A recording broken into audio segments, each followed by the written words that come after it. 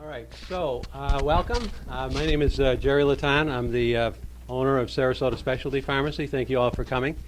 I typically do an informal survey on how you heard about our seminar series, but most of you have our newsletter, and thank you for showing up tonight. It's kind of an interesting subject and one that I think is misunderstood because we think more in terms of joint inflammation and that type of thing.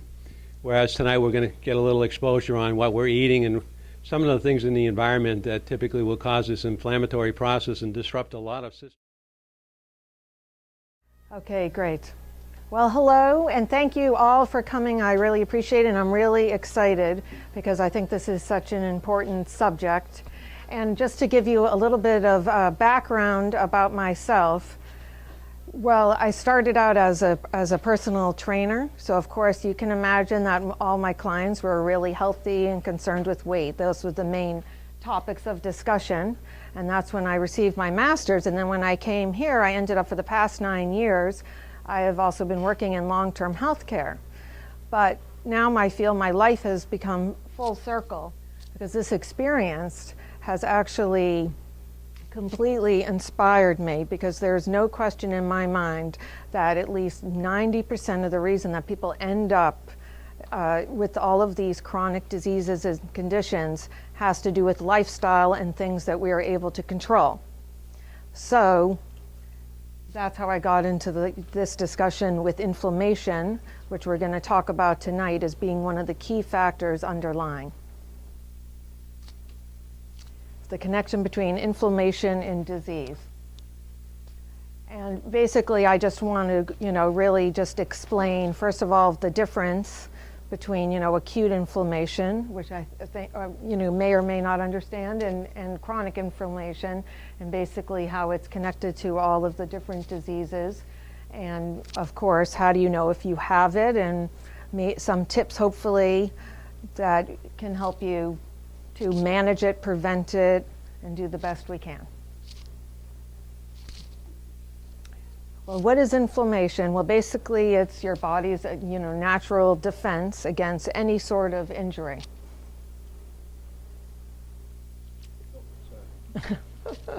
Whether it be, it could be a physical trauma, emotional, and of course, we get definitely attacks from our environment, with toxins that we're constantly exposed to, as well as infections.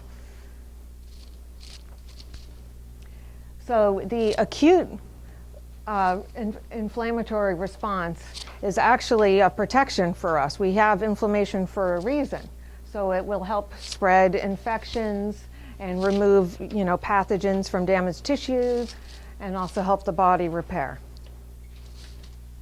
And examples of this, I'm sure you're familiar with. A cut, but obviously, a bee sting, a cold infection, even an allergy. And of course, a symptom of this is, you're going to have the stuffy nose and swelling and red and pain, and maybe even some loss of movement, perhaps. But so the main thing is acute inflammation, short period of time. You have an upper respiratory infection, and it gets healed. However, and this is what is of major concern, is if the body is not able to heal, then this can lead to something known as what we're talking about as chronic inflammation, which is not as easily resolved.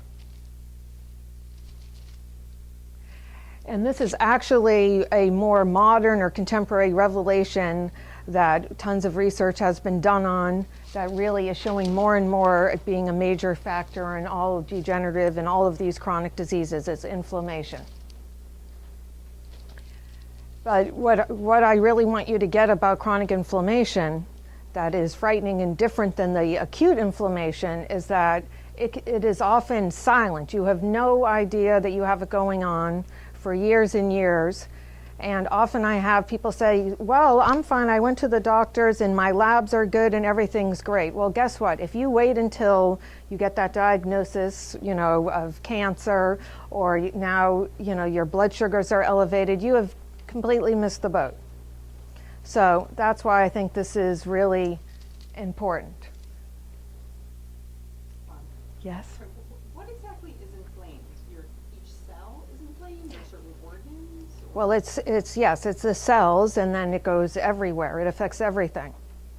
I mean, now we know, for example, which I wasn't going to go into, like for heart disease, and they're really blaming it on an injury to the artery wall as being, because what we realize now is fat is not just there for the ride, it's actually alive, and they're actually calling it an endocrine organ, meaning that it secretes a bunch of hormones, including something called cytokines that have to do with inflammation and our immune response. And of course, our diet, which I'm going to get into more details. You will definitely hear a little repeating of this, because I think, of course, this is the biggest role that we can play in kind of turning the tide against inflammation. So yes, just generally overeating, but of course specifically the nutrients, sugar, fat, and allergies. And other risk factors are, yes, these sex hormones, if they're low, and obviously, maybe not obviously, but smoking, in case you haven't heard, not so good. And sleeping. Sleeping, I'm hearing about this constantly all the time, that it seems like 60% of people are not getting adequate enough sleep, and people don't realize how much this affects and puts stress on your body, and obesity, and so on and so forth.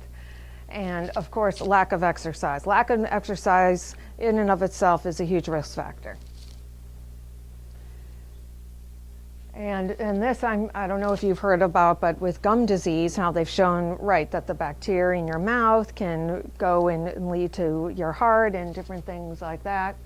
And again, stress, another huge thing that I talk to a lot of people about that affects people, that it's something you can't see, but it absolutely, of course, increases these hormones like cortisol, the fat storage around your waist.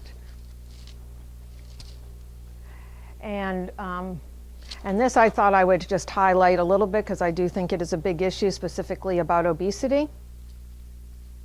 And basically, yes, obesity, I don't know if anyone heard on the news today, but this was big, that they're now calling obesity a disease. This just came out today. You heard about that? I saw you on the news.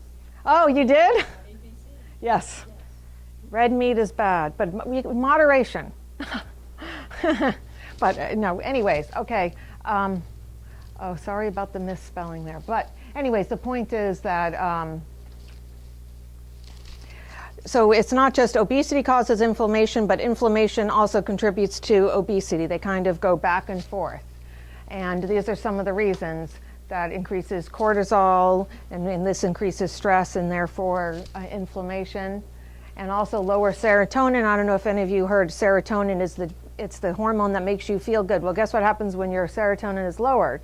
Then you're going to crave more of these, carbohydrates to get that good feeling again. And also, leptin is another hormone, and basically if it's not working appropriately, it's not regulating, it's going to make you eat more as well. And insulin resistance, which is a huge issue, which can also put the stop on fat loss, which has everything to do with obesity and glucose control. And of course, when you're inflamed, you're probably feeling more tired, and then you're not moving. Well, how do you know if you have inflammation? I mean, I think pretty much everyone has some, I have to say. I mean, to some level. I think it's impossible. And I just put on there, of course, there are other lab tests, but this one is really, really popular that most doctors, are familiar with, that would do, is the C-reactive protein. And I think it's a good one, but even if that is normal, I wouldn't say that you're totally free. There's definitely other tests. And of course, not just being obese, but also look at where you're carrying your weight around. Because the risks of, the inflammation, if you're carrying this extra weight around your waist, you're inflamed. That's it. And of course, if you happen to be consuming a diet that's high in any of these, highly glycemic foods, high sugar foods, or these, which I'm going to talk about again, these kinds of fats that are promoting inflammation, then you have inflammation. What does BMI stand for? Oh, Body mass index, I'm sorry. So it basically has to do with your height over weight. And it's a good measure, but it doesn't give the whole picture because it does not indicate body composition. And once again, I've definitely come across several people, multiple people actually, that could be of normal weight, but guess what? But because they have the weight here, they're just as much at risk for diabetes, heart disease, and all the other conditions. But it still is a good, quick indicator of what's going on. Okay, the biggest culprits, in case you didn't guess by now, definitely our number one is sugar, sugar, sugar, sugar, but not just sugar. I would also put in that category artificial sweeteners as well, and all of the foods that quickly can be broken down into sugar.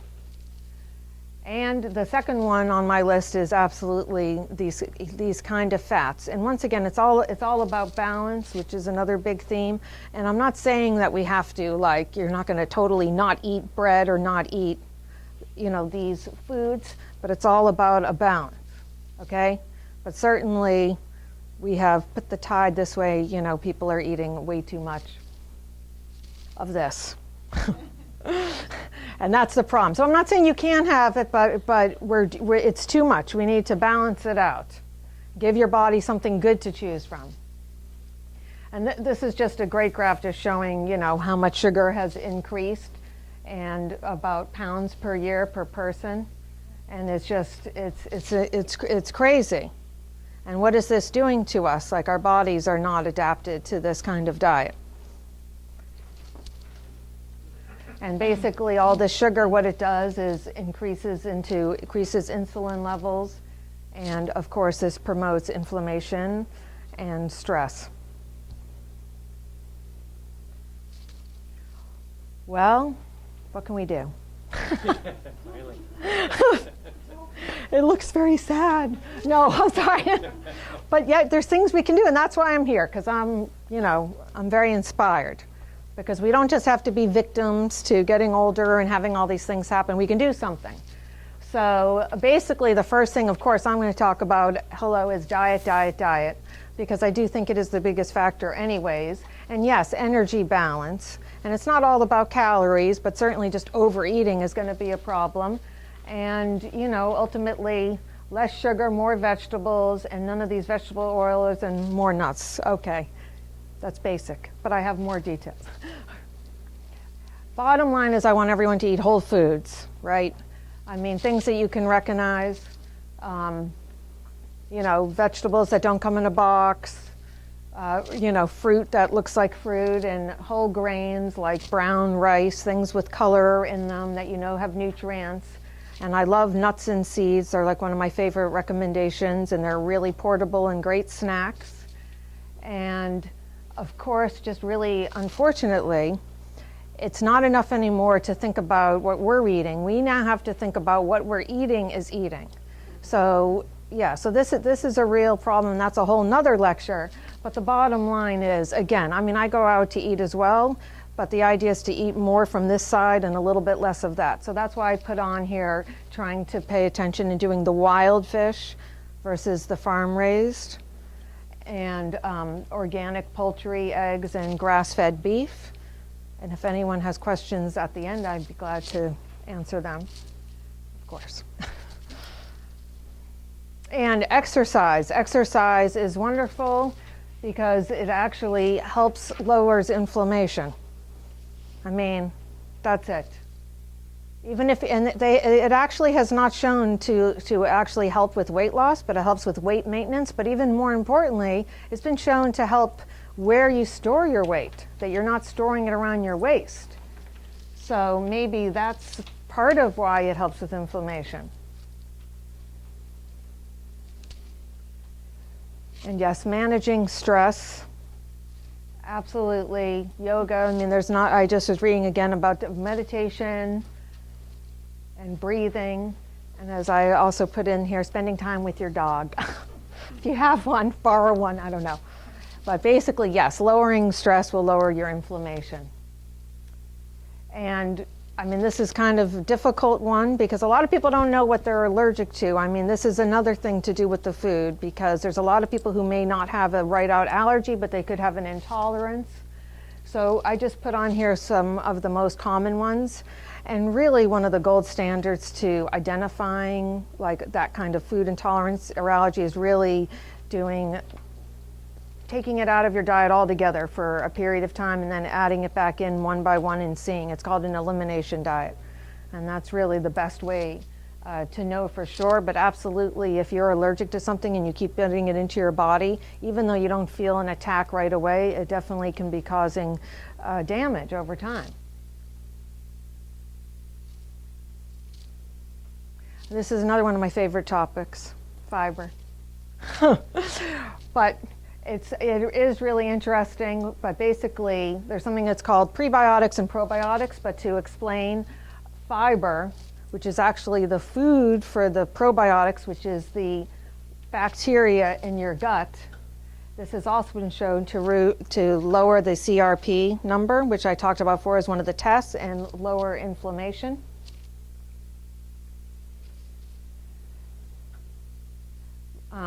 And basically, I think this is really interesting because it's like the fat get fatter, like the people who are overweight that are eating the donuts and the processed flours, guess what? It's feeding a different kind of bacteria that's in their gut that is able to actually extract more calories out of the food. It doesn't seem right, but that's what they have shown happened. And so the idea is that, right here, as I'm saying, that the diet directly will affect what kind of bacteria is going to flourish in your gut. So the more you're eating the fiber and the vegetables and the fruit, the more, and that in conjunction with, I do think a lot of people need to take, I do a daily just probiotic. So that's like the healthy bacteria, and then you got the food for it. Okay. And then healthy fats. So the idea is they say that as much as 30% of your diet can come from fat, but it needs to be these kinds of fats, okay? So the healthy fats I'm talking about are, the monounsaturated, where like the nuts, avocado, olive oil, and of course, omega-3s. And the whole idea is that we just need to change this ratio. And I have more slides on that one.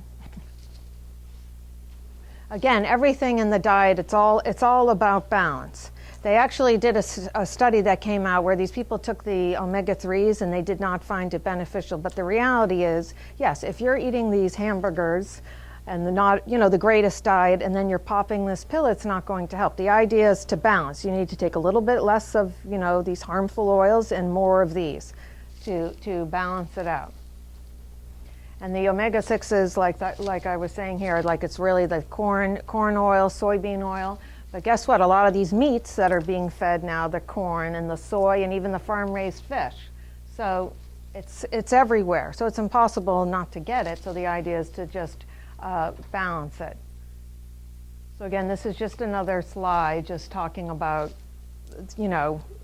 shifting and how things have changed. And there's a lot of discussion exactly what the number is, but certainly we have gotten completely out of whack in our ratio. Just, we don't need to go back to the hunter-gatherers. But the point is that we have definitely changed drastically in our ratio. And this is really important because actually when it comes to fat, you are what you eat.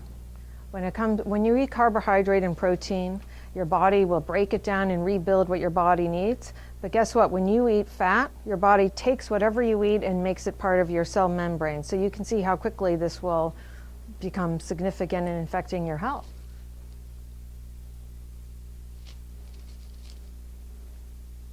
I think we know all that.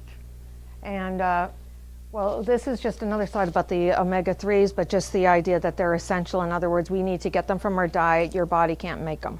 We need to eat them. And of course, the best is from the fish, but you can certainly get them from, vegetables as well. but it's not it doesn't convert as much into what we need. So you have to eat a lot more. And my whole rule on the omega-3 and the mercury is moderation, and obviously try to stay away from the larger varieties. But once in a while, I think anything is fine. And then some just of the micronutrients that also help support inflammation. And because a lot of people are actually deficient in magnesium, and I'm sure people have heard about vitamin D, the sunshine vitamin, which they say you don't even need to get tested, that everyone should take it. And one I'm big into is zinc, and of course resveratrol in wine. Lots of wine. Okay, no, I'm sorry. I don't know, sorry. Anyhow, okay, some other ones. Now this one I'm really interested in, that they've been talking a lot about, cucumberin, with inflammation, but they've also been talking about it relative to,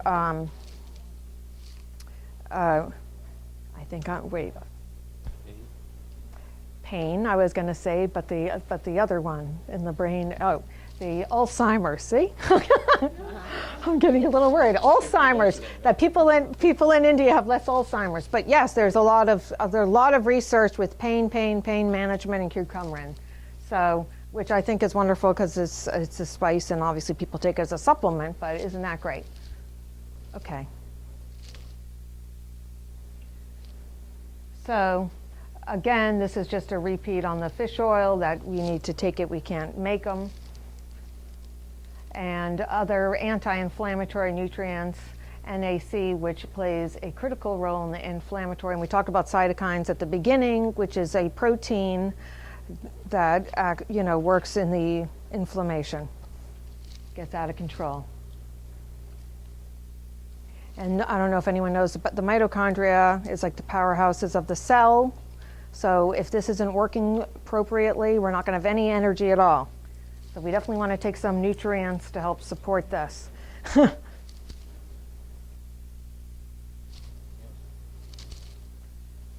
Berries are good.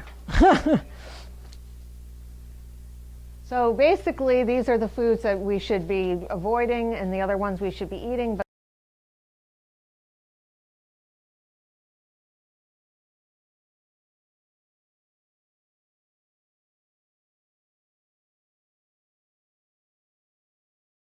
Anyways, the idea is that there are definitely a lot of steps, hopefully, that you heard today that you can take to do a little bit differently than you're doing to help decrease your risk of inflammation.